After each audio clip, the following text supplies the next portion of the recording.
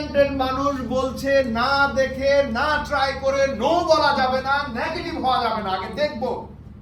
And সেলসম্যানের growth oriented mindset থাকতে হবে।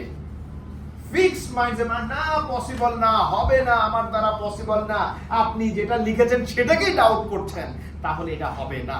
আর যদি বলেন না দেখি না কি আছে, লিখছি যেহেতু এবার আমি চেষ্টা করব সর্বোচ্চ, তাহলে চেষ্টা যদি আপনি করেন তাহলে প্রতিদিন আপনি যা করতেন আজকেও যদি তা করেন, এই পুরো মাসটাই যদি তা করেন, এন্ড মাস শেষে কি ডিফারেন্ট রেজাল্ট আসবে, ডাবল রেজাল্ট আসবে?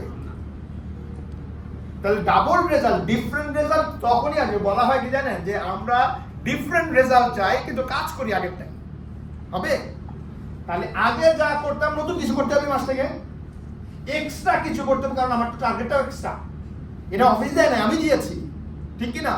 অফিস আমাকে যা দিয়েছে আমি বলেছি না, তার প্রায় দ্বিগুণের মতো বা দ্বিগুণ হয়ে গেছে অনেকের, এটা আমার টার্গেট।